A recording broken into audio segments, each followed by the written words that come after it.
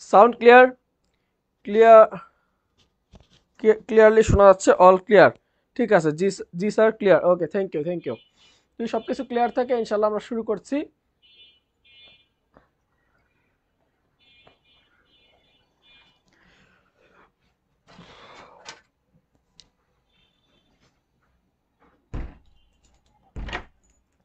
আমাদের আজকে বাংলা ব্যাকরণের টপিক্সের নাম হচ্ছে পুরুষ ও স্ত্রীবাচক শব্দ, বচন এবং বিরাম চিহ্ন। এই তিনটা বিষয় নিয়ে আমরা আজকে আলোচনা করব, সবাই একটু নোট করবেন খাতায়। আমরা প্রথমে আলোচনা করব স্ত্রী ও পুরুষবাচক শব্দ, যেটাকে আমরা লিঙ্গ বলে থাকি বা লিঙ্গান্তর বলে থাকি। পুরুষ ও স্ত্রীবাচক শব্দ চার প্রকার। কত প্রকার? পুরুষ ও স্ত্রীবাচক শব্দ চার প্রকার। সবাই হাইলাইট করবেন, পুরুষ ও স্ত্রীবাচক শব্দ হচ্ছে চার প্রকার। চার প্রকার। এখন চার প্রকারের মধ্যে কি কি আছে? এক নম্বর আছে পুংলিঙ্গ, স্ত্রীলিঙ্গ, ক্লীবলিঙ্গ এবং উভয়লিঙ্গ। এখন পুংলিঙ্গ কি? পুংলিঙ্গ হচ্ছে যেই শব্দ বা যেই শব্দ বা যেই ধরনের শব্দ দ্বারা কেবল পুরুষ জাতিকে বোঝায়। পুরুষ জাতিকে বোঝায়। পুরুষ জাতিকে বোঝায়। পুরুষ জাতিকে বোঝায়। যে সকল শব্দ দ্বারা কেবল পুরুষ জাতিকে বোঝায় তাকে বলা হয় পুংলিঙ্গ। তাকে কি বলা হয়? পুংলিঙ্গ। যেমন ছেলে, ছেলে দ্বারা কি বোঝায়? শুধু পুরুষদেরকে বোঝায়। বাবা দ্বারা কি বোঝায়? শুধু পুরুষদেরকে বোঝায়। চাচা দ্বারা কাকে বোঝায়? শুধু পুরুষদেরকে বোঝায়। ঠিক আছে? তো যে সকল শব্দ দ্বারা কেবল পুরুষ জাতিকে বোঝায় তাকে কি বলা হয়? তাকে পুংলিঙ্গ বলা হয়। যে সকল শব্দ দ্বারা কেবল পুরুষ জাতিকে বোঝায় তাকে কি বলে? তাকে পুংলিঙ্গ বলে। স্ত্রীলিঙ্গ কাকে বলে?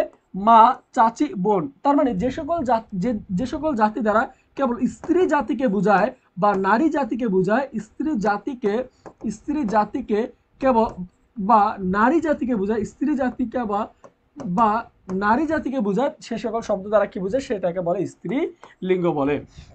ক্লীবলিঙ্গ কি? ক্লীবলিঙ্গ হচ্ছে জড় পদার্থ। যে সকল জড় পদার্থ, যে শব্দ দ্বারা কেবল জড় পদার্থকে বোঝায় তাকে কি বলে? তাকে ক্লীবলিঙ্গ বলে। যেমন জড় পদার্থ কি? যেমন জড় পদার্থ হচ্ছে খাতা, বই, কলম, পাহাড়। এগুলো হচ্ছে জড় পদার্থ। এই পেন্সিল, মোবাইল, তারপর হচ্ছে চেয়ার, টেবিল, কম্পিউটার, ল্যাপটপ যা আছে সবগুলো হচ্ছে জড় পদার্থ। যে সকল শব্দ দ্বারা কেবল জড় পদার্থকে বোঝায় তাকে বলা হয় ক্লীবলিঙ্গ। তাকে কি বলা হয়? ক্লীবলিঙ্গ বলা হয়। তাকে কি বলা হয়? ক্লীবলিঙ্গ বলা হয়। এরপর একটু আসি, যে সকল শব্দ দ্বারা পুরুষ জাতি এবং স্ত্রী জাতিকে বোঝায়, কেবল একটি জাতিকে না বুঝে পুরুষ এবং স্ত্রী জাতি উভয়কে বোঝায় তাকে বলা হয় উভয়লিঙ্গ। তাকে কি বলা হয়? উভয়লিঙ্গ। যে সকল শব্দ দ্বারা পুরুষ জাতি এবং স্ত্রী জাতি উভয় জাতিকেই বোঝায় তাকে কি বলে? তাকে বলা হয় উভয় জাতি। তাকে কি বলা হয়? উভয় লিঙ্গ বা উভয় লিঙ্গ বলা হয়। একটু খেয়াল করি, যেমন শিশু শিশু দ্বারা ছেলেও বোঝাতে পারে, মেয়েও শিশু হতে পারে। ছেলে শিশুও হতে পারে, মেয়ে শিশুও হতে পারে। যেমন সন্তান, সন্তান ছেলেও হতে পারে, মেয়েও হতে পারে। যেমন বন্ধু, বন্ধু ছেলেও হতে পারে, মেয়েও হতে পারে। ছাত্র ছেলেও হতে পারে, মেয়েও হতে পারে। যেমন শিক্ষক ছেলেও হতে পারে, মেয়েও হতে পারে। এগুলো পরে একটু আসতেছি। শত্রু, শত্রু কি? ছেলেও হতে পারে, মেয়ে শত্রুও থাকতে পারে। মানুষ, মানুষ ছেলেও হইতে পারে, মেয়ে হইতে পারে। তাহলে যে সকল শব্দ দ্বারা পুরুষ এবং স্ত্রী জাতি উভয় জাতিকে বোঝায় তাকে বলা হয় উভয়লিঙ্গ। কি বলা হয়? কি বলা হয়? উভয়লিঙ্গ বলা হয়। কি বলা হয়?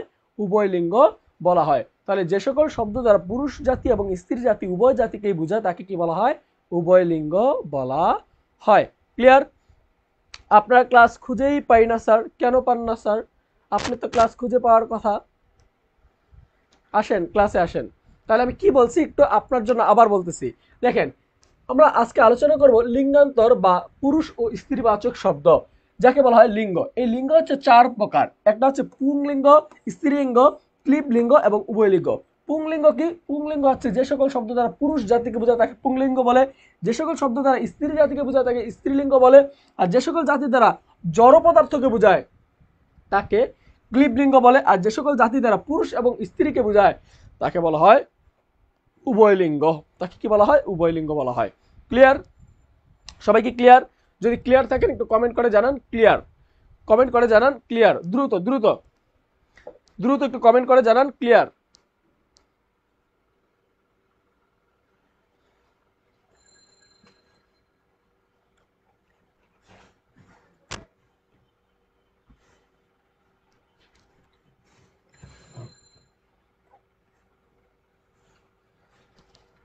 সবার লেখা হয়েছে?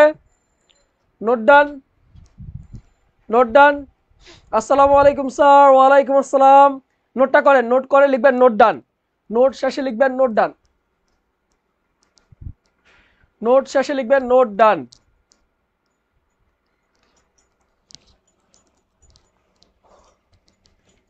দ্রুত নোট করেন, দ্রুত দ্রুত।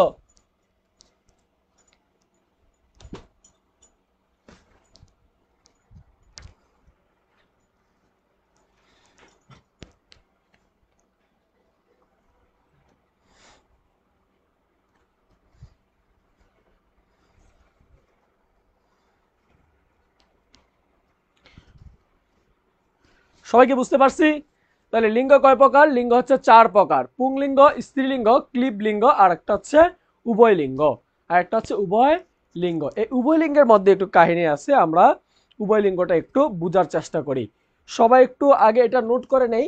অনেকে একটু লেটে আসছেন যারা, তারা একটু সবাই নোট করে নেন। সবাই একটু নোট করে নেন।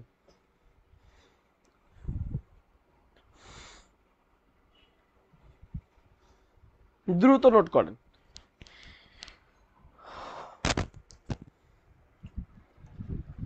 সবাই কি ক্লিয়ার? 7:30 থেকে ক্লাস খুঁজে এখন পেলাম। আরে আপনাদেরকে নোটিশ দেওয়া হয় নাই, ক্লাসের লিঙ্ক দেওয়া হয় নাই। Note done, thank you. Okay, আমরা এই উভয়লিঙ্গটা নিয়ে আমাদের মধ্যে একটু দোটানা থাকে। উভয়লিঙ্গ নিয়ে একটু খেয়াল করি। উভয়লিঙ্গ নিয়ে একটা আমাদের সমস্যা থাকে। এই উভয়লিঙ্গটা আমরা একটু বিস্তারিতভাবে শিখব। উভয়লিঙ্গ নিয়ে কি কি উভয়লিঙ্গ থাকে? যেমন উভয়লিঙ্গ, ব্যক্তিবাচক উভয়লিঙ্গ থাকে। উভয়লিঙ্গ কিরকম হয়? যেমন ব্যক্তিবাচক উভয়লিঙ্গ। ব্যক্তিবাচক উভয়লিঙ্গ কি বলেন তো দেখি? ব্যক্তিবাচক উভয়লিঙ্গ কি বলেন তো দেখি? ব্যক্তিবাচক উভয়লিঙ্গ কোনটা?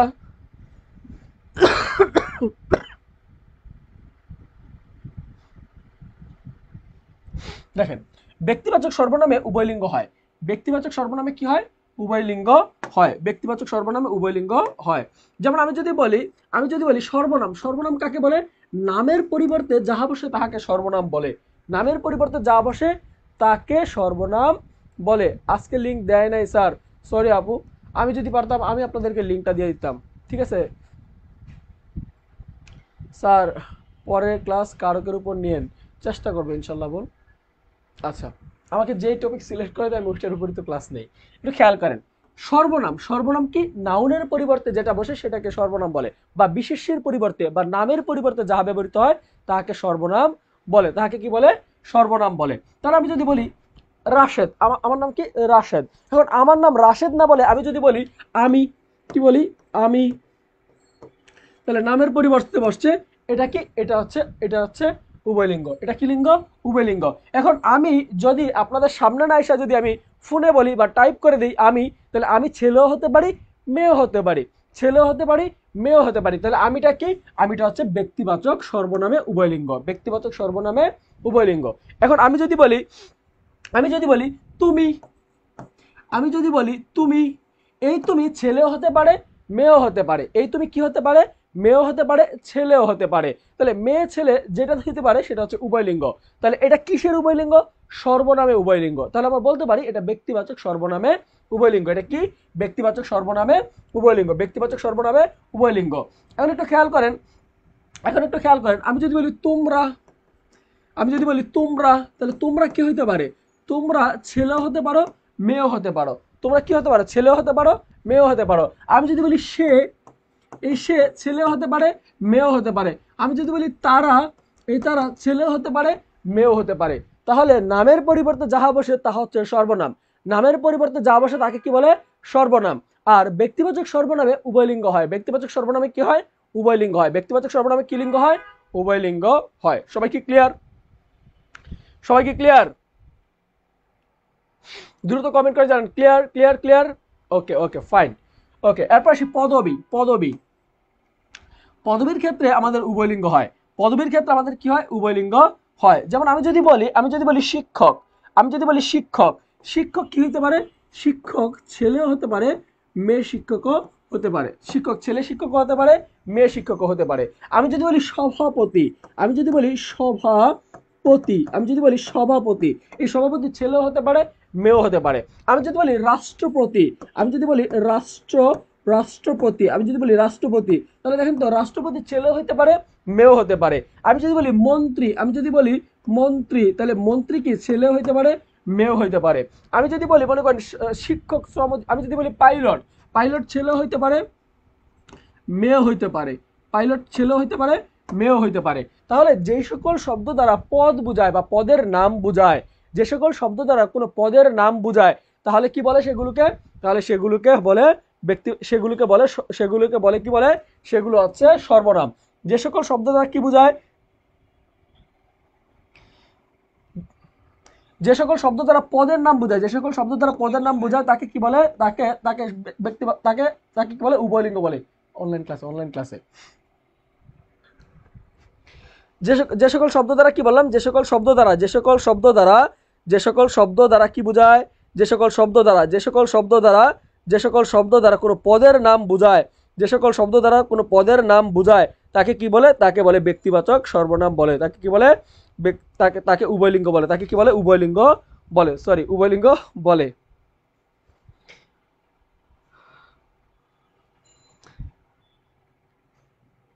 যতক্ষণ ক্লাস পান নাই, যারা এখন জয়েন করছেন তারা রেকর্ড ক্লাস ওই সময়টা করে নেবেন, ঠিক আছে? ওকে ওকে, তাহলে আমরা পাইলাম যে পদবী থাকলে এটা কি, পদবী থাকলে হচ্ছে উভয়লিঙ্গ। পদবী থাকলে কি, উভয়লিঙ্গ। যেমন শিক্ষক উভয়লিঙ্গ, সভাপতি, সভাপতি ছেলে হইতে পারে মেয়ে হইতে পারে, রাষ্ট্রপতি ছেলে হইতে পারে মেয়ে হইতে পারে। কারণ এর আগে ছিল চুপ্পু, চুপ্পুর আগে ছিল শিরিন শারমিন, তাহলে শিরিন শারমিন কিন্তু মহিলা, কিন্তু চুপ্পু ছিল, চুপ্পু এখনো আছেন, চুপ্পু সাহেব কি, চুপ্পু সাহেব ছেলে। মন্ত্রী, মন্ত্রী ছেলেও থাকতে পারে মেয়েও থাকতে পারে, বহু মন্ত্রী আছে যারা ছেলে এবং মেয়ে, মানে একটা ছেলেও মন্ত্রী হতে পারে মেয়েও মন্ত্রী হতে পারে। পাইলট, পাইলট বিমান মেয়েরা চালাতে পারে ছেলেরা চালাতে পারে, ঠিক আছে? এরপর আসি সমষ্টিবাচক বা জাতিবাচক। সমষ্টিবাচক বা জাতিবাচক বিশেষে, সমষ্টিবাচক বা জাতিবাচক বিশেষ্য, বিশেষ্য মানে হচ্ছে নাম, কোন সমষ্টির নাম, কোন সমষ্টির নামকে আমরা কি বলতে পারি, আমরা বলতে পারি এটা উভয়লিঙ্গ। কি বলতে পারি, উভয়লিঙ্গ। কি বলতে পারি, উভয়লিঙ্গ, উভয়লিঙ্গ। তাহলে ব্যক্তিবাচক আমরা দেখি জাতিবাচক। জাতিবাচক যদি আমি বলি, আমি যদি বলি মানুষ, মানুষ, তাহলে একটু খেয়াল করেন, মানুষ তো একজন না, মানুষ তো সবাইকে বোঝাচ্ছে। আচ্ছা আমরা যদি মানুষ না বলে যদি আমরা বলি পাখি, কি বললাম, পাখি কি একটা পাখিকে বোঝায় না, সকল পাখি সম্প্রদায়কে বোঝাচ্ছে। আচ্ছা আমি বললাম মাছ, কি বললাম, মাছ, কি বললাম, মাছ, তাহলে মাছ কি একটা মাছকে বোঝায় না, সবাইকে বোঝাচ্ছে। আমরা যদি বলি, গরু, গরু, ঠিক আছে, গরু বানানটা কিন্তু এখন এভাবেই সঠিক, গরু। তাহলে গরু বানান কিন্তু, সরি গরু বানান এখন এভাবেই লিখতে হয়। আচ্ছা গরু শব্দটা কি, গরু শব্দটা দ্বারা যদি আমরা বলি তাহলে গরু সম্প্রদায়কে বুঝাচ্ছি, মানে একটা ইন্ডিভিজুয়ালকে গরুকে বুঝাচ্ছি না। তাহলে যে সকল শব্দ দ্বারা সমষ্টিবাচক বা জাতিবাচক বোঝায় সেগুলো উভয়লিঙ্গ হয়। যেমন আমরা যদি বলি সভা সমিতি, তাহলে সভা সমিতি, আমি যদি বলি সভা, তাহলে এই সবাই কিন্তু একজন মানুষ নাই, অনেক মানুষ আছে, তাহলে এটা উভয়লিঙ্গ।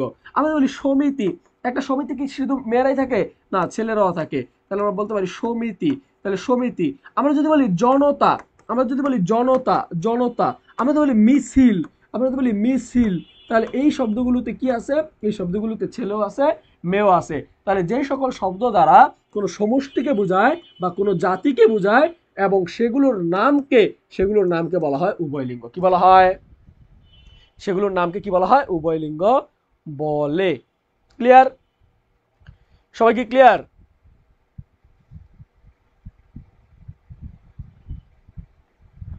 সবাই কি ক্লিয়ার? একটু নোট করেন, নোট করে আমাকে জানাবেন, নোট ডান, নোট করে আমাকে জানাবেন, নোট ডান।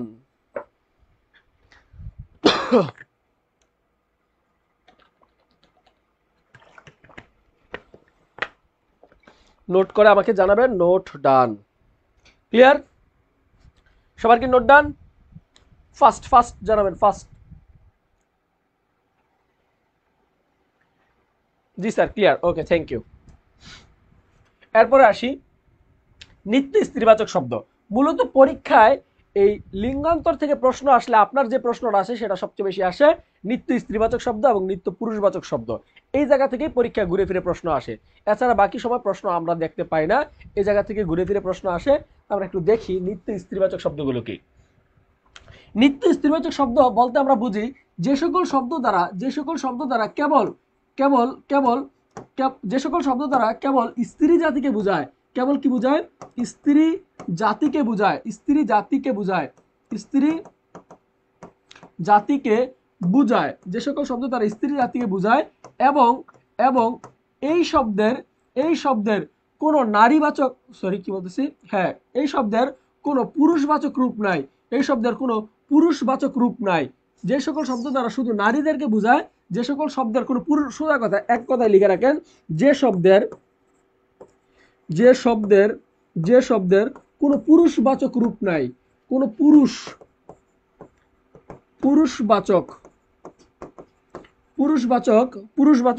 রূপ নাই, পুরুষবাচক রূপ বা শব্দ নাই, পুরুষবাচক রূপ বা শব্দ নাই নাই তাকে তাকে তাকে নিত্য স্ত্রীবাচক শব্দ বলে। তাকে কি বলা হয়? নিত্য স্ত্রীবাচক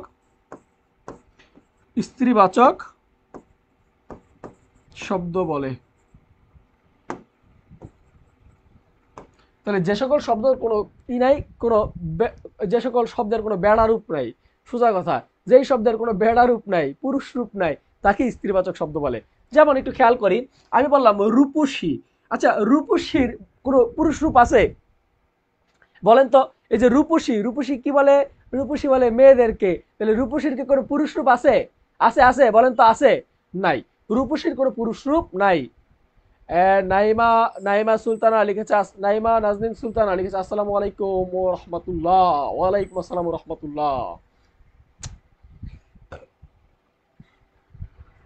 ওকে, তাহলে যে সকল শব্দের কোনো পুরুষবাচক রূপ নেই তাকে কি বলে? স্ত্রীবাচক শব্দ বলে। যেমন রূপসীর কোনো পুরুষবাচক রূপ নাই। যেমন ললনা শব্দের মেয়েবাচকী রূপ আছে, স্ত্রীবাচকী রূপ আছে, কোনো পুরুষবাচক রূপ নাই। আমি বললাম ডাইনি একটা পুরুষ যতই খারাপ হোক তাকে কখনো ডায়ান বলে না। তাহলে ডাইনি শুধু স্ত্রীদের জন্যই প্রযোজ্য, মহিলাদের জন্যই প্রযোজ্য। তাহলে যে সকল শব্দের কোনো পুরুষ রূপ নাই তাকে বলা হয় নিত্য স্ত্রীবাচক শব্দ। যেমন পেতনি, একটা ছেলে দেখতে যতই কুৎসিত হোক তাকে কিন্তু কখনো পেতনি বলা হয় না। তাহলে পেতনি কি? পেতনি হচ্ছে নিত্য স্ত্রীবাচক শব্দ। যেমন বললাম শাকচুন্নি, তাহলে শাকচুন্নি কাকে বলে? শাকচুন্নি মেয়েদেরকেই বলে, ছেলেদেরকে কখনো শাকচুন্নি বলে না। বলছে কলঙ্কিনী, একটা পুরুষের কখনো কলঙ্ক যায় না, তাকে কখনো কলঙ্কিনী বলে না বা কলঙ্ক বলে না। তাহলে পুরুষের কলঙ্কিনীর কোনো পুরুষবাচক রূপ নাই। সদবা, এই সদবার কোনো পুরুষবাচক রূপ নাই। যেমন বিধবার কোনো পুরুষবাচক রূপ নাই। যেমন অসতীর কোনো পুরুষবাচক রূপ নাই। সতী, এর কোনো পুরুষবাচক রূপ নাই। বাইজি, এর কোনো পুরুষবাচক রূপ নাই। অন্তঃসত্ত্বা, এর কোনো পুরুষবাচক রূপ নাই। গর্ভবতী, এর কোনো পুরুষবাচক রূপ নাই। দায়ী, এর কোনো পুরুষবাচক রূপ নাই। সজনী, এর কোনো পুরুষবাচক রূপ নাই। সৎমা, এর কোনো পুরুষবাচক রূপ নাই। অনেকে বলতে পারেন ভাই সৎ বাবা তো হয় না, সৎ বাবা হয় না, সৎ মাই হয়, বাবা কখনো হয় না। ঠিক আছে, ক্লিয়ার? সবাই কি ক্লিয়ার?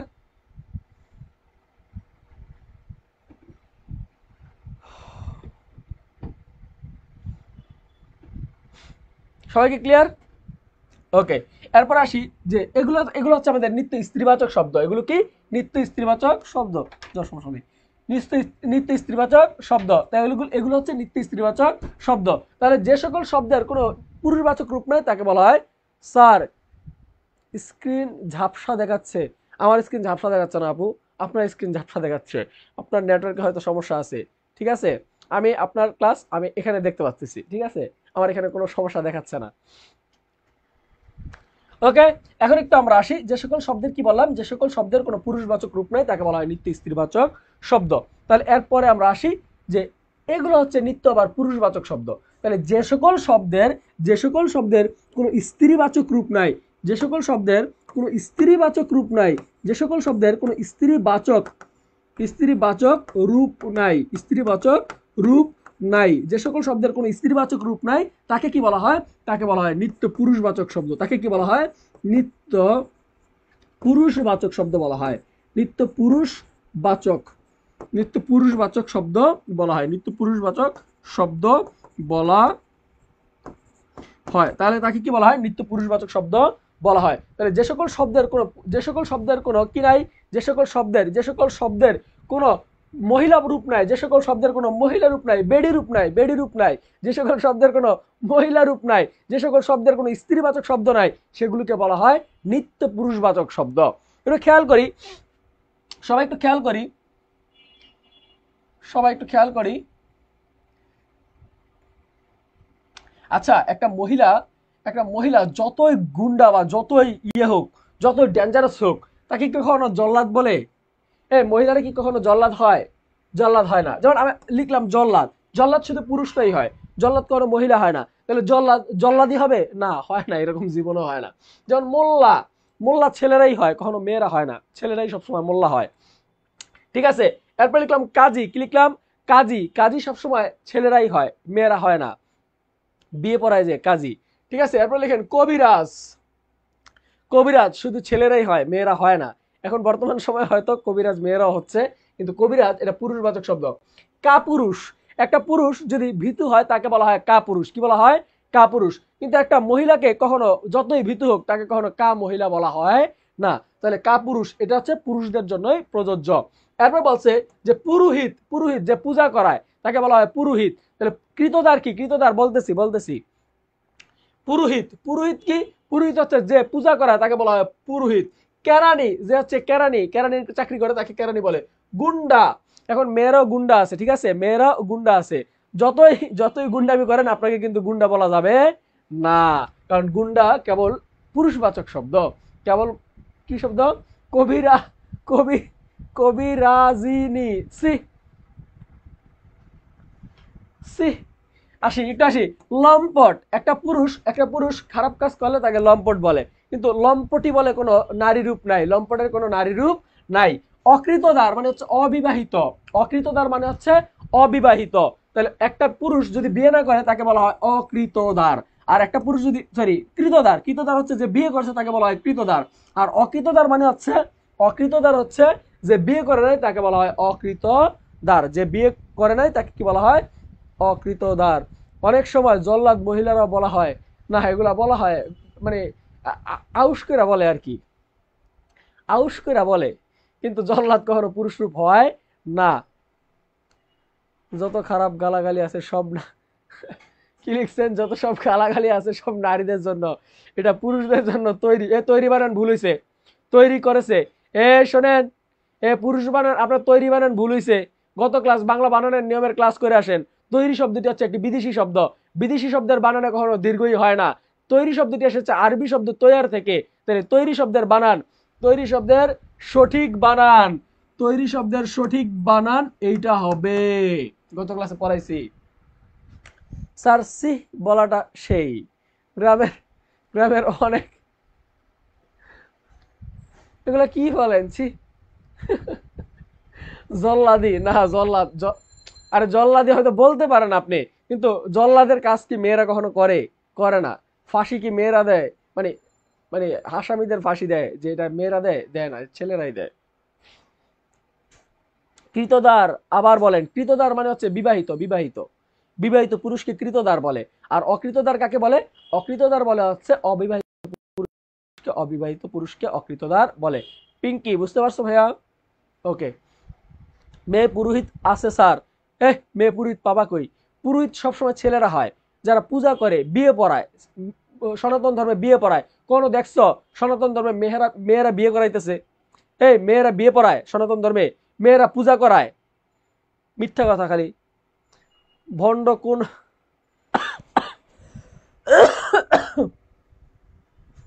ভণ্ড, ভণ্ড হচ্ছে অতচ্ছম শব্দ, ঠিক আছে, ভণ্ড অতচ্ছম শব্দ।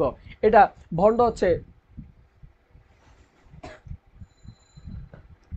তৈরি, হ্যাঁ তৈরি পুরুষ। কথা বলেন, সুযোগ পাইলেই হয়েছে। আসেন এদিকে আসেন। তাহলে একটু খেয়াল করেন, আমরা বললাম যে জল্লাদ মোল্লা, এটা মনে রাখবেন কিভাবে? মনে রাখার টেকনিক হচ্ছে, দেখেন মনে রাখার টেকনিক বলে দিচ্ছি। জল্লাদ মোল্লা কাজীর কবিরাজিতে, জল্লাদ মোল্লা কাজীর কবিরাজিতে কি হয়েছে? কাজীর কবিরাজিতে কাপুরুষ হয়ে যায়। জল্লাদ মোল্লা কি করছে? কাজীর কবিরাজিতে কাপুরুষ হয়ে যায়। তাই তিনি পুরোহিতের কাছে সাহায্য নিতে গেলেন। বলেন, পুরোহিত সাহেব আমি তো কাপুরুষ হয়ে গেছি, আগে তো আমি জল্লাদ ছিলাম, এখন আমি কি হয়ে গেছি? কাপুরুষ হয়ে গেছি, আমাকে একটু ব্যবস্থা করে দেন বা আমাকে একটু ঝাড়ফুঁক দিয়ে দেন। ঠিক আছে, তখন জল্লাদ মোল্লা, দেখেন জল্লাদ মোল্লা, জল্লাদ মোল্লা, আমি আবার বলছি, জল্লাদ মোল্লা কাজীর কবিরাজিতে কাপুরুষ হয়ে যায়। মোল্লা কেমন ছিল? জল্লাদ ছিল। এখন কাজীর কবিরাজিতে সে কাপুরুষ হয়ে গেছে। সে সাহায্য নেওয়ার জন্য পুরোহিতের কাছে গেল। তো পুরোহিত যা বলতেছে তুমি জীবনে এত পাপ করছো, তোমার আমার গালি দেওয়া উচিত। কারণ বলছে আমি তো পুরোহিত মানুষ, গালি দিতে পারবো না। তাই কি করবে, তাই এই পুরোহিত সাহেব কেরানি ডেকে আনছে, কেরানি ডেকে আই না কেরানি বলছে গালি দাও, তখন কেরানি গালি দিতেছে গুন্ডা, লম্পট, অকৃতদার, কৃতদার। ঠিক আছে, তাহলে এগুলো কি করছে, এগুলো গালি দিচ্ছে, কি দিচ্ছে, গালি দিচ্ছে। তাহলে এগুলো হচ্ছে নিত্য পুরুষবাচক শব্দ, নিত্য পুরুষবাচক শব্দ। ঠিক আছে, নিত্য পুরুষবাচক শব্দ।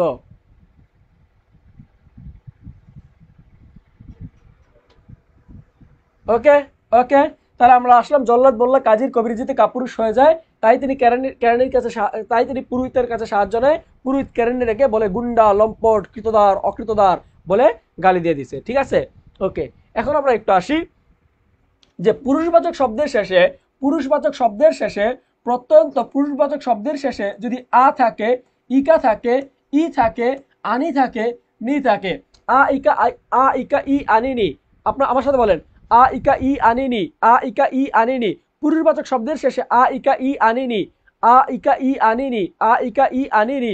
তাহলে বললাম আ ইকা ই আনিনি। পুরুষবাচক শব্দের শেষে আ ইকা ই আনিনি, এগুলো যদি যোগ করা হয় তাহলে এই শব্দটা নারীবাচক শব্দ হয়ে যায়। সংস্কৃত শব্দে পুরুষবাচক শব্দের শেষে আ ইকা ই আনিনি যদি যুক্ত করা হয় তাহলে সেটা পুরুষবাচক থেকে নারীবাচক শব্দ হয়ে যায়। ওকে, তাহলে দেখেন শব্দে আমি লিখলাম আ, তাহলে প্রিয়, প্রিয় হচ্ছে পুরুষবাচক শব্দ। প্রিয় শব্দটাকে যখন আমি প্রিয় যোগ আ হয়ে যাবে কি প্রিয়া, হয়ে যাবে কি প্রিয়া। আমি বললাম চপল, চপল থেকে চপলা, চপল যোগ আ হবে কি চপলা, চপল যোগ আ হবে কি চপলা, চপল যোগ আ হবে কি চপলা।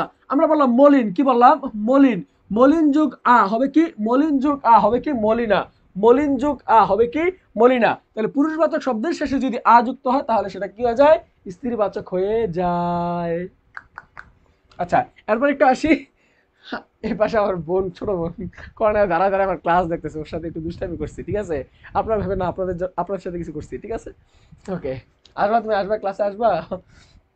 দেখেন বলছেন কপত, কপত শব্দের, কপত শব্দের সঙ্গে যদি ই যুক্ত হয়, দীর্ঘই যুক্ত হয়, যেমন কপত যোগ ই হয়েছে কি কপতি, কপত যোগ ই হয়েছে কি কপতি। বললাম কিশোর, কিশোর যোগ ই হয়েছে কি কিশোরী, কিশোর যোগ ই হয়েছে কি কিশোরী। তরুণ যোগ ই তরুণী, তরুণ যোগ ই হয়েছে কি তরুণী, তরুণ যোগ ই হয়েছে কি তরুণী। আমরা বললাম শব্দের শেষে যদি আনি প্রত্যয় যুক্ত হয় তাহলে সেটা আবার স্ত্রীবাচক হয়ে যায়। যেমন মাতুল, মাতুল শব্দের স্ত্রীর রূপ কি মাতুলানি।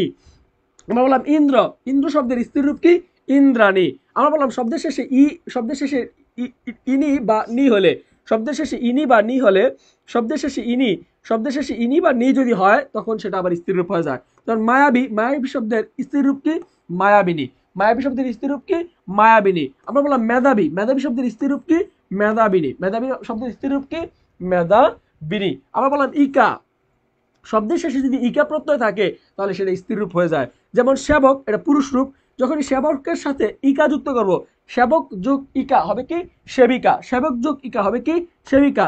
নায়ক যোগ ইকা হবে কি নায়িকা, নায়ক যোগ ইকা হবে কি নায়িকা। তাহলে যদি পুরুষবাচক শব্দের শেষে, পুরুষবাচক শব্দের শেষে, পুরুষবাচক শব্দের শেষে আ ইকা ই আনিনি, আ ইকা ই আনিনি, আ ইকা ই আনিনি যুক্ত হয় সেক্ষেত্রে সেগুলো হবে স্ত্রী রূপ। তাহলে পুরুষবাচক শব্দের শেষে, এই যে আমি জুম করে দিচ্ছি দেখেন, পুরুষবাচক শব্দের শেষে, পুরুষবাচক শব্দের শেষে, পুরুষবাচক শব্দের শেষে আ ইকা ই আনিনি, আ ইকা ই আনিনি, পুরুষবাচক শব্দের শেষে আ ইকা ই আনিনি যদি থাকে তাহলে সেটা স্ত্রীবাচক হয়ে যায়। তাহলে পুরুষবাচক শব্দের শেষে যদি আ ইকা ই আনিনি থাকে সেটা কি হয়ে যায় স্ত্রীবাচক শব্দ হয়ে যায়। জি বলেন।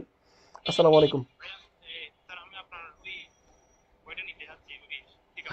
আচ্ছা, আপনি এই নাম্বারে অর্ডার, এই নাম্বারে বিকাশ টাকা পাঠিয়ে আপনি আমাকে হোয়াটসঅ্যাপে মেসেজ দিয়ে রাখেন। আমি ক্লাস, নগদ আছে, বিকাশ, বিকাশ নগদ রকেট সব আছে। টাকা পাঠিয়ে আপনি আমাকে একটু হোয়াটসঅ্যাপে মেসেজ দেন। ওকে। ক্লাসে, ক্লাসে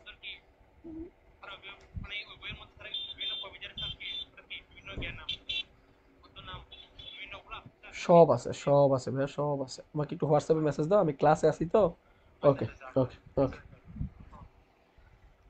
লেখছেন, লেখছেন, সবার লেখা হয়েছে? মেয়েরা ডাকাতি করে না,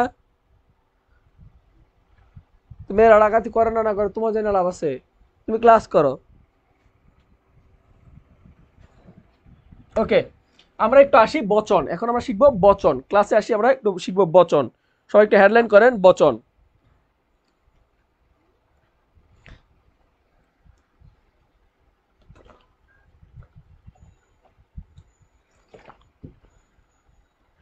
সবাই একটু হেডলাইন করেন বচন, সবাই একটু হেডলাইন করেন বচন, দ্রুত দ্রুত।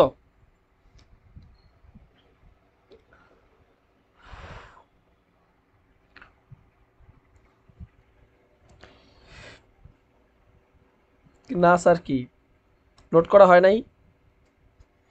ওকে, আমরা আসি বচন। বচন শব্দটি একটু খেয়াল করি।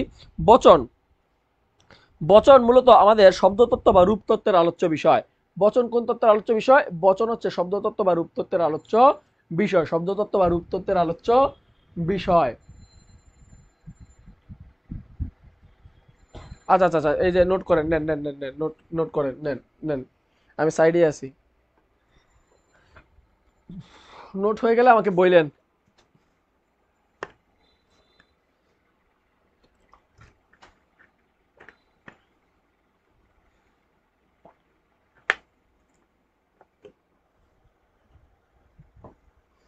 নোট শেষে একটু বললেন।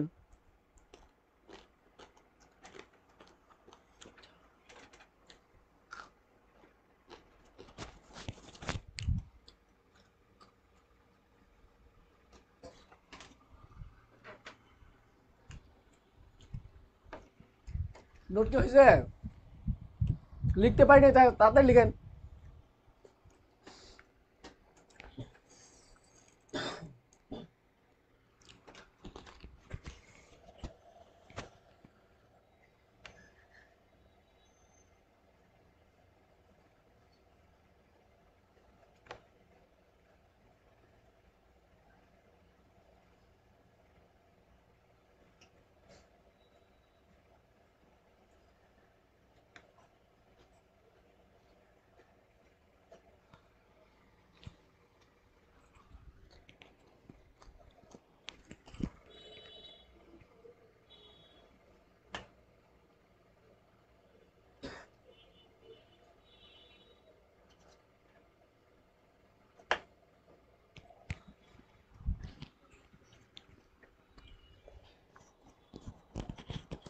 সবার কি নোট ডান? ওকে ওকে,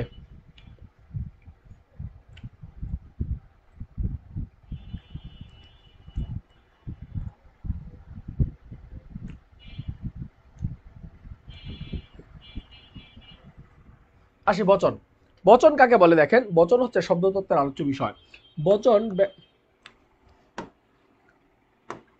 বচন ব্যাকরণের শব্দতত্ত্বের আলোচ্য বিষয়। কোন তত্ত্বের আলোচ্য বিষয়? শব্দতত্ত্ব বা রূপতত্ত্বের আলোচ্য বিষয়। শব্দতত্ত্ব অথবা রূপতত্ত্বের রূপতত্ত্বের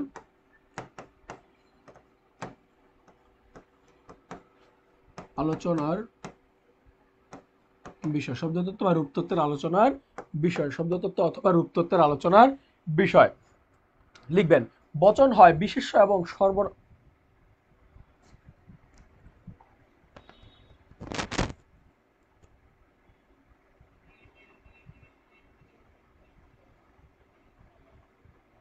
দ্রুত একটু লিখেন। তাহলে বচন দুই প্রকার। বচন কয় প্রকার? লিখবেন বচন দুই প্রকার।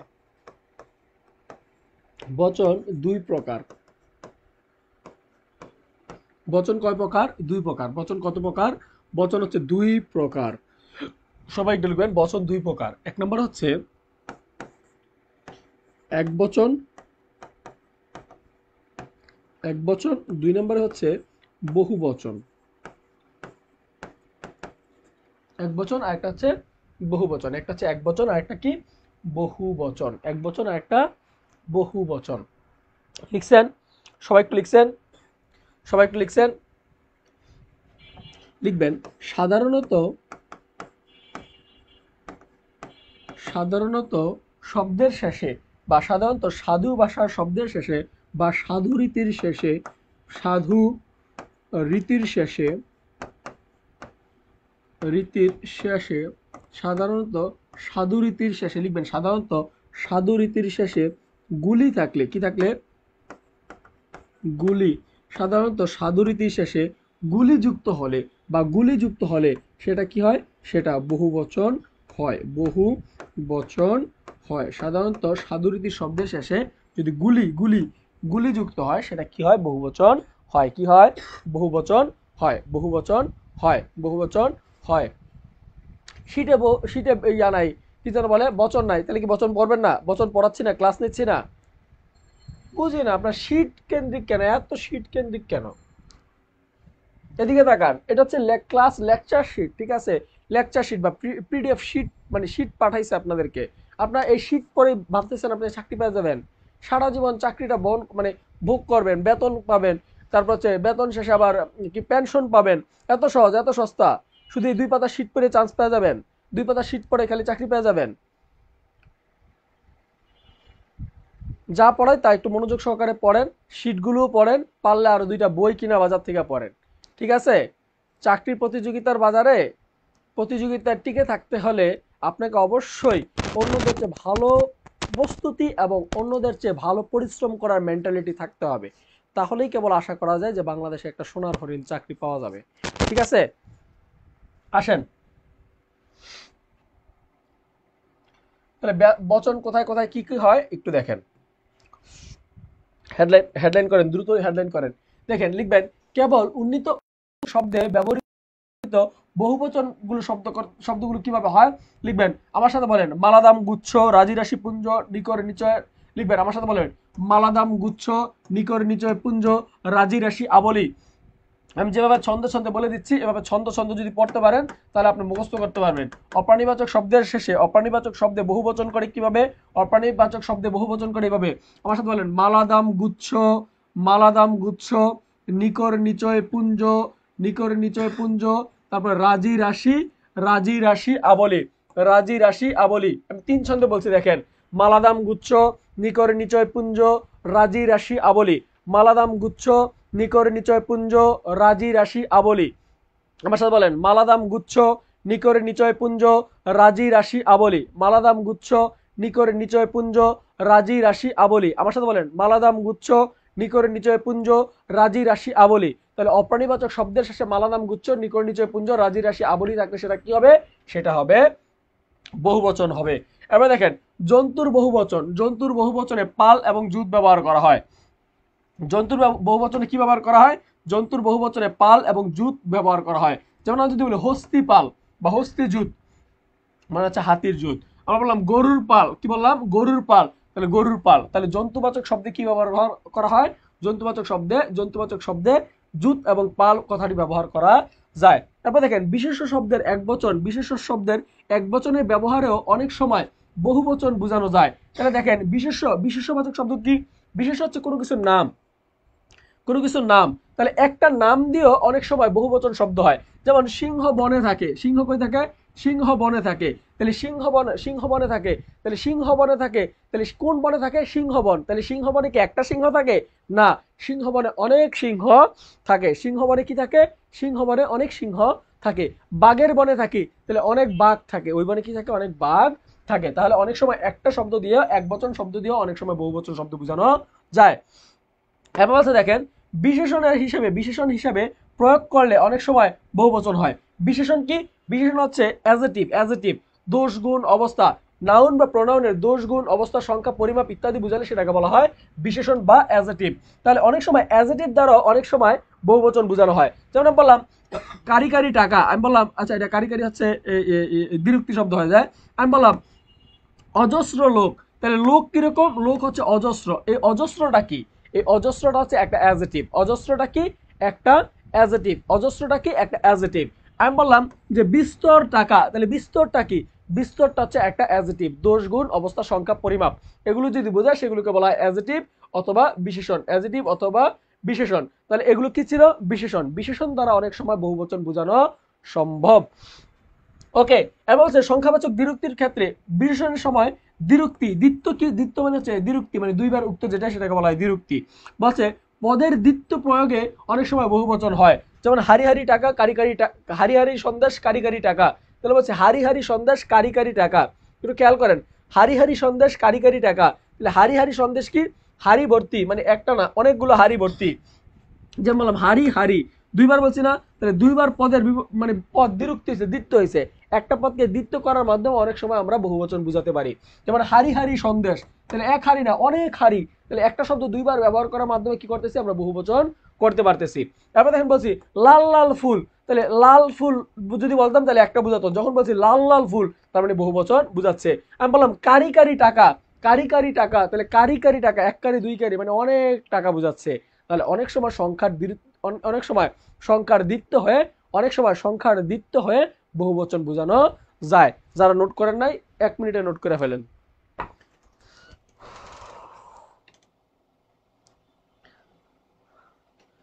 নোট করার পরে বলবেন নোট ডান। সবাই নোটটা লিখবেন নোট ডান। নোট করা শেষে লিখবেন নোট ডান। ওকে, সবাই নোট করার পর লিখবেন নোট ডান। দ্রুত দ্রুত নোট করবেন, নোট শেষে লিখবেন নোট ডান।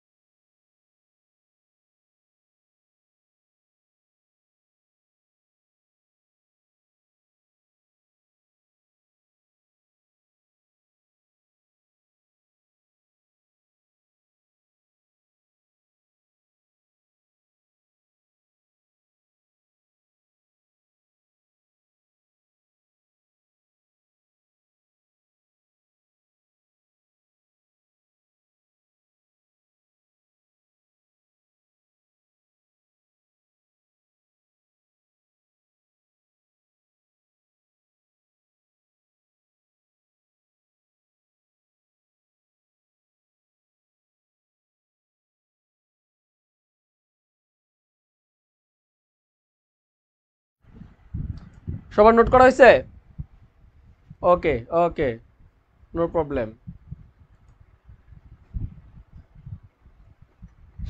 ওকে, আমরা পরের স্লাইডে আসি তাহলে।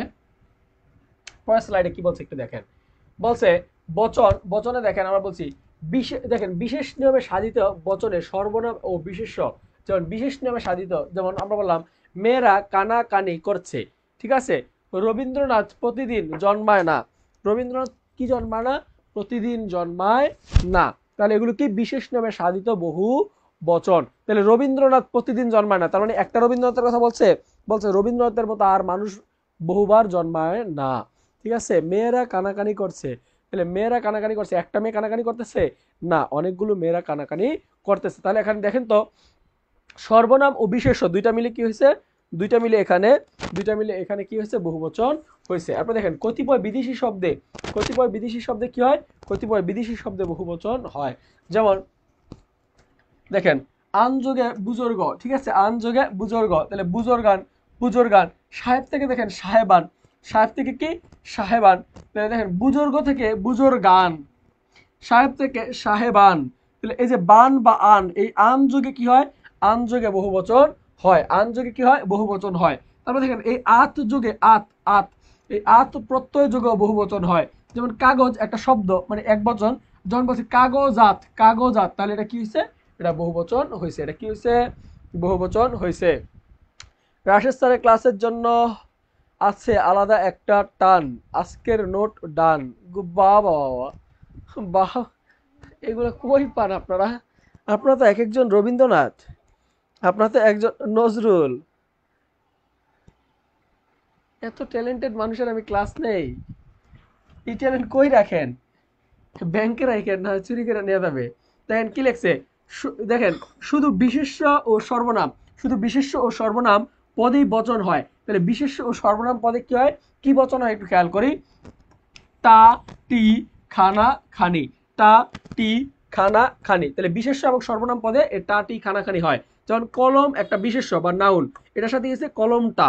বই একটা বিশেষ্য, বইয়ের সাথে গেছে বই খানা। তাহলে টা টি খানা খানি কোথায় হয়, টা টি খানা খানি, টা টি টা টি টা টি টা টি খানা খানি, টা টি খানা খানি। এই টা টি খানা খানি কোথায় হয়, বিশেষ্য এবং সর্বনাম পদের শেষে হয়, বিশেষ্য এবং সর্বনাম পদের শেষে হয়। লেখা হয়েছে, লিখছেন লিখছেন লিখছেন, দ্রুত লিখেন, লিখছেন দ্রুত লিখেন, দ্রুত দ্রুত। ওকে, এরপর একটু আসি, আমরা চলে যাই জ্যোতি বা স্যাত চিহ্নে। জ্যোতি বা স্যাত চিহ্ন, আমাদের ক্লাসে 3টা টপিকস ছিল আজকে, 3টা টপিক্সের মধ্যে আমরা 2টা শেষ করেছি, এখন আমরা 3 নাম্বার টপিক্সে আসি। নতুন ভর্তি হয়েছি, বাংলা ক্লাস কয়টা হয়েছে আমাদের, বাংলা ক্লাস আমি এখন পর্যন্ত মনে হয় পেইড ব্যাচে 2টা বা 3টা ক্লাস নিয়েছি, 2-3টা আমার মনে নাই, ঠিক আছে, কিন্তু ফ্রি ক্লাস অনেকগুলো নেওয়া হয়েছে, কিন্তু পেইড ব্যাচে 3টা সর্বোচ্চ, হুম হুম হুম 3টা, হয়তো 3টা।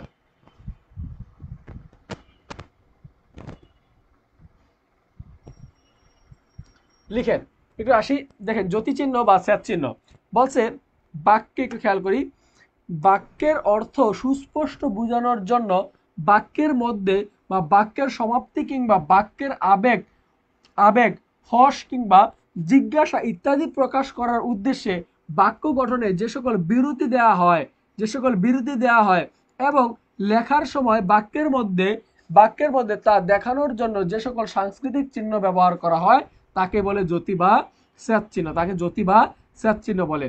জ্যোতি চিহ্নের প্রবক্তাকে, এটা পরীক্ষা প্রশ্ন আসে, সবচেয়ে গুরুত্বপূর্ণ, খুবই খুবই গুরুত্বপূর্ণ, জ্যোতি চিহ্নের প্রবক্তাকে, দ্রুত একটু লিখেন, জ্যোতি চিহ্নের প্রবক্তাকে পরীক্ষায় আসে, জ্যোতি চিহ্নের প্রবক্তাকে।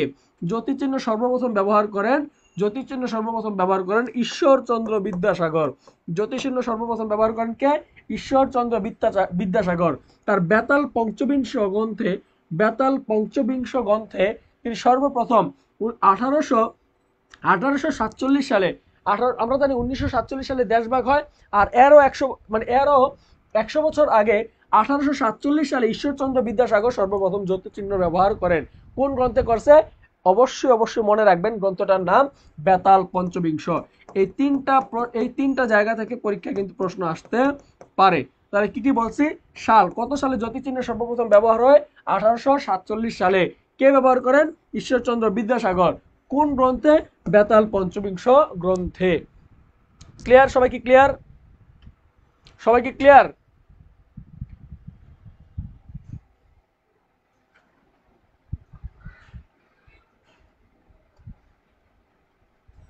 ওকে, দ্রুত দ্রুত নোট করেন, দ্রুত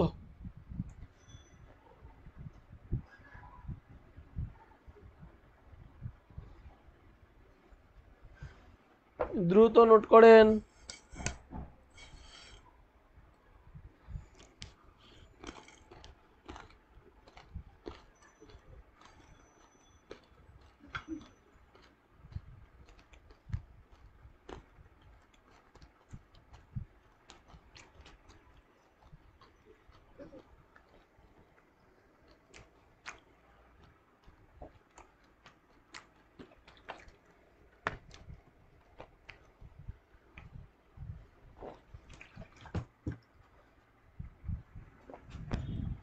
ওকে, এখন আসি, জ্যোতিচিহ্ন সংখ্যা নিয়ে আমাদের মধ্যে কামড়াকামড়ি খামসাখামসি আছে, জ্যোতিচিহ্নের সংখ্যা নিয়ে আমাদের মধ্যে কামড়াকামড়ি খামসাখামসি আছে। কারণ জ্যোতিচিহ্ন নিয়ে দেখেন, মোট জ্যোতিচিহ্ন কয়টি, মোট জ্যোতিচিহ্ন হচ্ছে 14টা। এটা কোথায় বলছে, নবম দশম শ্রেণীর বোর্ড বইতে বলছে। আবার বাংলা একাডেমি বলতেছে না, মোট জ্যোতিচিহ্ন হচ্ছে 16টি। কয়টি, 16টি। এটা প্রমিত বাংলা একাডেমি বা আধুনিক বাংলা একাডেমি বলতেছে জ্যোতিচিহ্ন 16টি। আবার নবম দশম শ্রেণীর পুরাতন যে বোর্ড বইটা আছে, আগের যে বাংলা বোর্ড বইটা আছে, নবম দশম শ্রেণীর পুরাতন বোর্ড বইতে আছে জ্যোতিচিহ্ন 12টি। কয়টি আছে, 12টি। এখন পরীক্ষায় প্রশ্ন উত্তর কেমনে দিবেন আপনি, পরীক্ষা প্রশ্ন আসলে আপনি জ্যোতিচিহ্ন কয়টা এটা কেমনে উত্তর দিবেন, আপনাকে অবশ্যই বুঝতে হবে। আপনাকে বুঝতে হবে যে পরীক্ষায় প্রশ্ন উত্তর অপশন দেখে কোনটা সঠিক সেটা নির্ণয় করতে হবে। আপনি অপশন দেখবেন যে আসলে আপনাকে এখানে কি চাইছে, আপনাকে এখানে কি চাইছে, আপনি অপশন দেখবেন, অপশন দেখে সিলেক্ট করবেন। যদি 12টি থাকে তাহলে 16টি থাকবে না, 16টি থাকলে 14টি বা 12টি থাকবে না। যদি বাই চান্স আল্লাহ না করে, যদি বাই চান্স আল্লাহ না করে 14, 12, মনে করেন আপনার যদি কপাল খুব বেশি খারাপ হয় তাহলে 12, 14, 16 তিনটাই যদি অপশনে থাকে রাইট অ্যান্সার কি দিবেন? 12, 14, 16 যদি তিনটাই যদি অপশনে থাকে আপনি কি দিবেন? আপনি অবশ্যই 16টি দাগাবেন। কারণ প্রমিত বাংলা একাডেমির মধ্যে 16টি, প্রমিত বাংলা একাডেমির মধ্যে 16টি, 42টি দাগাবেন সবগুলা যোগ করে দিয়ে। সি, এগুলা করা যাবে না ক্লাসে, পরীক্ষা এগুলা করলে লাড্ডু পাবেন। ঠিক আছে, তাহলে মোট জ্যোতিচিহ্ন কয়টি দিবেন? আপনারা দিবেন 16টি। কয়টি দিবেন? 16টি, 16টি। ক্লিয়ার? তাহলে লিখে নেন যে নবম দশম শ্রেণীর নতুন যে বই আছে, নতুন নতুন ব্যাকরণ বইতে আছে, নতুন ব্যাকরণ বইতে আছে 14টি, আর পুরাতন বইতে আছে 12টি, আর বাংলা একাডেমি বলছে 16টি। তাহলে আপনার যেটা ভালো লাগে সেটা দাগাবেন। যদি পরীক্ষায় সঠিক উত্তর করতে চান তাহলে 3টা আসলে 16টি দাগাবেন। ওকে, এখন একটু আসি জ্যোতি চিহ্ন, আমরা একটু চিনা চিনে একটু দেখি কোনটা কি জ্যোতি চিহ্ন। আমি আরো জুম করা লাগবে। জ্যোতি চিহ্ন, জ্যোতি চিহ্ন দেখেন, জ্যোতি চিহ্নের নাম এগুলো একটা বক্স করে দিই একটা একটা করে।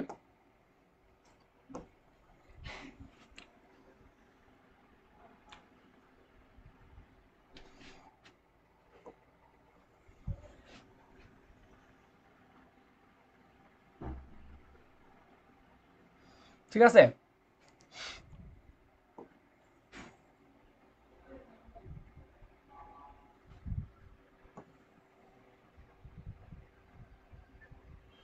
খেয়াল করি, দিকে তাকান। যেমন আমরা বললাম কমা, কমার আরেক নাম কি? কমার আরেক নাম হচ্ছে পাদচ্ছেদ। কমার আরেক নাম কি? পাদচ্ছেদ। তাহলে কমা চিহ্নটা কিভাবে দেয়? কমা চিহ্নটা এই যে এইভাবে দেয়। ঠিক আছে, আমি যদি আরো বড় করে দেই, এইভাবে দেয়। ঠিক আছে, তাহলে কমার সময় কমা যেখানে থাকে সেখানে এক বলা সময় পর্যন্ত থামতে হয়, এক বলা সময় পর্যন্ত থামতে হয়। এই জায়গায় বিরতি বা কালের পরিমাপ বলে দিছি না? তাহলে এক এক কমা থাকলে, কমা যদি থাকে কোনো শব্দের শেষে, যদি কমা থাকে কোনো শব্দের শেষে, যদি কমা থাকে তাহলে কমা হলে আপনি কি করবেন? এক বলতে বলতে, এই যে এক বলতে বলতে যে পরিমাণ সময় লাগছে এই পরিমাণ সময় আপনি থামবেন। বলছে সেমিক্লোন, সেমিক্লোনের আরেক নাম কি? সেমিক্লোনের আরেক নাম হচ্ছে অর্ধচ্ছেদ। অর্ধচ্ছেদ কেমন? অর্ধচ্ছেদ হচ্ছে প্রথমে একটা ফোঁটা থাকবে, ফোঁটার নিচে এরকম করে একটা থাকবে, সেটাকে বলা হয় সেমিক্লোন। ক্লোন মানে হচ্ছে কমা, আর সেমিক্লোন মানে হচ্ছে অর্ধচ্ছেদ বা সেমিক্লোন। তারপর দেখেন দাড়ি, হ্যাঁ সেমিক্লোন হচ্ছে এক বলার দ্বিগুণ সময় থামতে হয়।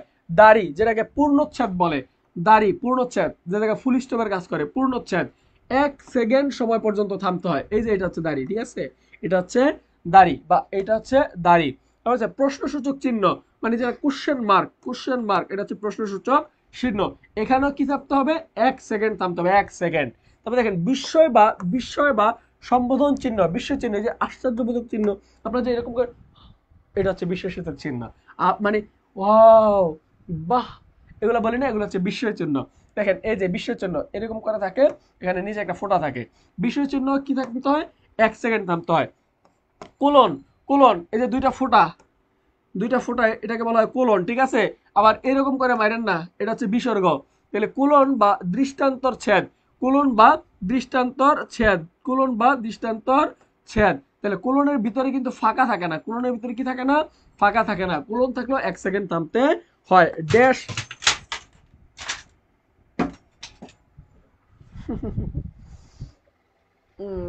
সমস্যা নাই, ওইটা ফালাই দিছে, ওইটা থেকে পইরা আবার ট্রাইপড নড়ে গেছে, কেউ না, হয়েছে, সমস্যা নাই, এটা পড়ে যেতেছিল।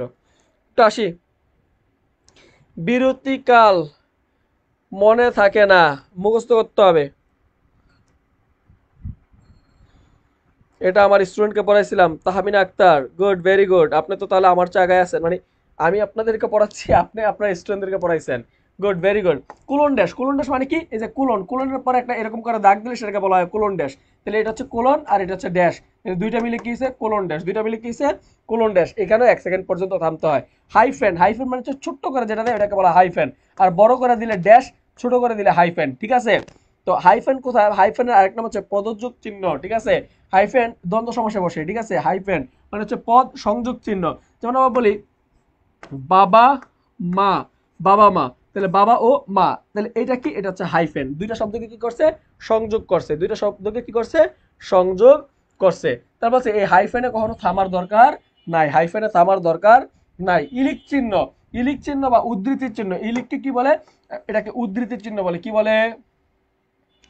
ইলিক, ইলিক চিহ্নকে বলা হয় উদ্ধৃতি চিহ্ন। ইলিককে কি বলা হয়? উদ্ধৃতি চিহ্ন বলা হয়, উদ্ধৃতি চিহ্ন বলা হয়। একটু খেয়াল করেন। ইলিক, ইলিক মানে হচ্ছে যে উপরে উপরে এরকম থাকে, আমরা কি বলি? এটাকে কি বলি? ইলিক চিহ্ন বা বর্ণলোপ চিহ্ন। যেমন আমরা বলি যে, আমরা বলি, আমরা কি বলতে পারি? আমরা বললাম রাশেদ বাংলা,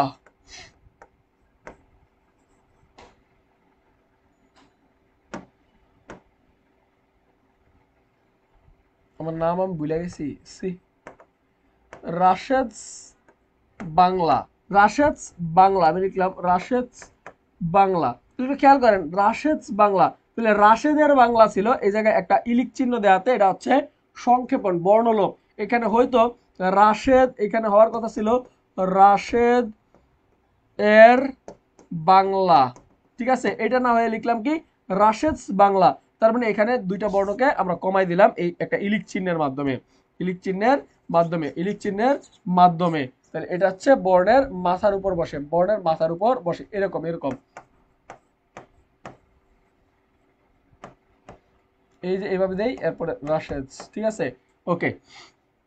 এবার হচ্ছে উদ্ধৃতি, উদ্ধৃতি হচ্ছে যেমন first quotation, second first quotation, second quotation.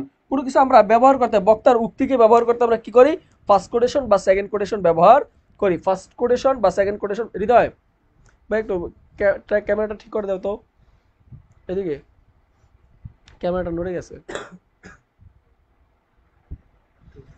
ওকে, ফার্স্ট কোটেশন বা সেকেন্ড কোটেশন। যেমন আমরা কোনো উক্তির ক্ষেত্রে এই ফার্স্ট কোটেশন ব্যবহার করা হয়, বক্তার উক্তির ক্ষেত্রে আমাদের এরকম ফার্স্ট কোটেশন ব্যবহার করা হয়। ব্রেকেট, ব্রেকেট বা বন্ধুরা এই যে ফার্স্ট ব্রেকেট, এ হচ্ছে সেকেন্ড ব্রেকেট, এ হচ্ছে থার্ড ব্রেকেট। আপনারা এগুলো সম্পর্কে সবাই জানেন, এগুলো সম্পর্কে সবাই জানেন। তো আজকের ক্লাসে এতক্ষণ আমাদের সাথে উপস্থিত থাকার জন্য সবাইকে অসংখ্য ধন্যবাদ। আমরা আমরা ইনশাল্লাহ আপনারা যদি চান তাহলে আমরা আজকে এখানে বিদায় নিতে পারি। তো আমাদের জ্যোতিচিহ্নগুলো এগুলোই ছিল। জ্যোতিচিহ্ন থেকে আপনাদের পরীক্ষা প্রশ্ন আসলে কোনটা কোন জায়গায় কতটুকু থামতে হয় এটা আপনাদের মুখস্থ করা লাগবে, কিছু করার নাই। যদি কারো নোট করা লাগে নোট করতে পারেন, আর যদি নোট করা না থাকে তাহলে নোট করে নেন, আর যদি নোট করার প্রয়োজন না থাকে তাহলে আমি আল্লাহর রাস্তায় এখান থেকে এখনই বিদায় নিচ্ছি। তো সবাই একটু আমাকে বলেন তো, সবাইকে ক্লিয়ার কিনা? সবাই কি ক্লিয়ার?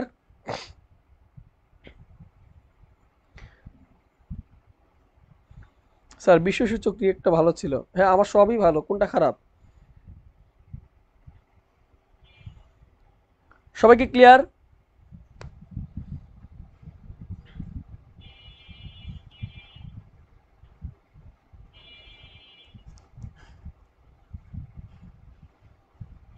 ক্লিয়ার?